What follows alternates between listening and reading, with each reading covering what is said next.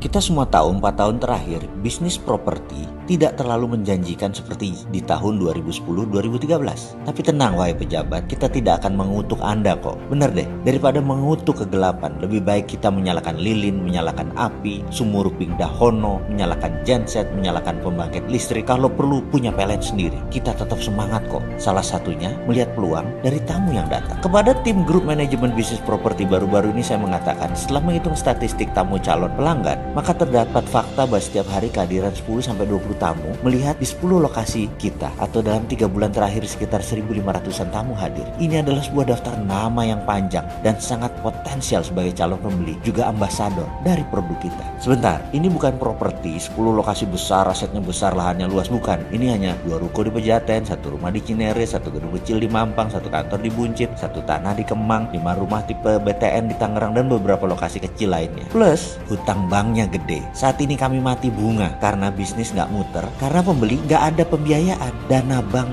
dipakai infrastruktur. Kasian ya kami pemain properti. Di sisi lain, dengan tamu berdatangan, walaupun belum beli, saya merasa sangat terhormat dan semangat. Kepada tim, saya juga memberi pesan melalui surat mingguan sirkular kepada manajemen. Pastinya informasi ini bila Anda berminat memanfaatkannya, monggo silahkan. Saya mengatakan begini kepada tim saya, di mana saya mengatakan bahwa ada hal yang harus kita lakukan kepada tamu kita, yaitu mereka harus dieduket dengan benar dan diberikan pengalaman yang seru. Logo, simbol, signage, brosur, leaflet, spanduk, billboard adalah hal yang kecil dan pernik jika dilihat. Namun, semua itu penting dalam pemrograman pikiran bawah sadar seseorang. Secara sederhana saya ingin menerangkan cara kerja otak sebelum memulai masuk kepada edukasi bisnis tentunya. Otak manusia siapapun ia, di belahan manapun dia berada, ras apapun, memiliki 2 fungsi otak. Otak kiri disebut analytic mind, otak kanan disebut creative mind. Kita tidak akan membicarakan lebih jauh. Namun, ada hal yang sama di setiap manusia, yaitu jalannya informasi, lalu menjadi tindakan dalam kerja otak. Semuanya sama, yaitu informasi selalu masuk ke otak kiri terlebih dahulu, baru pindah ke kanan, baru terjadi tindakan. Ingat ya, hukum alam ini. Saya ulangi lagi, informasi selalu masuk ke otak kiri terlebih dahulu, baru pindah ke kanan, baru jadi tindakan. Jadi, brosur,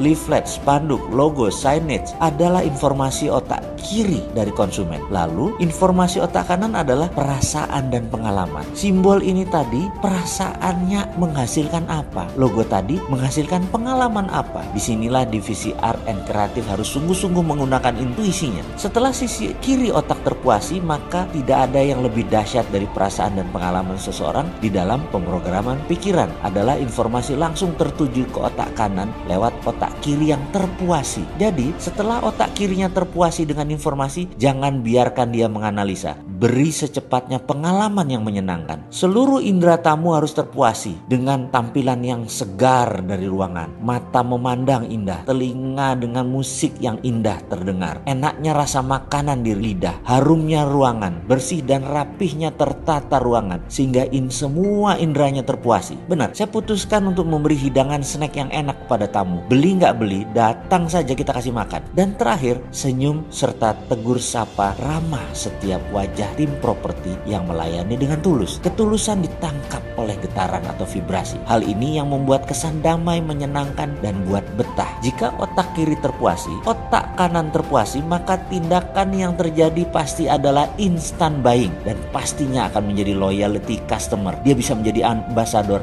yang mempromosikan produk kita. Bahkan saya katakan, izinkan tamu merasakan vibrasi out of the box-nya si Sontoloyo ini. Vibrasi kekeluargaan egaliternya si Bosman ini. Saya sekali-sekali menjadi ambasador, boleh kan? Sudah kadung nakal. Jadi produk hasil Sontoloyo pasti rebel, pasti terobosan. Ngapunten, GR sebentar. Ternyata apa yang terjadi itu kan keputusan 1 bulan yang lalu. Ternyata dalam 1 bulan ini 30% produk properti tadi terjual loh. Alhamdulillah. Lumayan, hutang bisa dicicil, jadi tinggal sedikit hutang kami. Pengen cepat-cepat lunas sih. Takut pas resesi semakin mendekat, yang belum ada kebijakan antisipasinya oleh pejabat negara yang sekarang ini, kejadian benar. Sementara kita masih punya beban. Kalau pejabat kan nggak nanggung beban hutang yang mereka buat, anak cucu kita yang nanggung. Mereka mah nggak mikirin, dan namanya juga lagi jabat.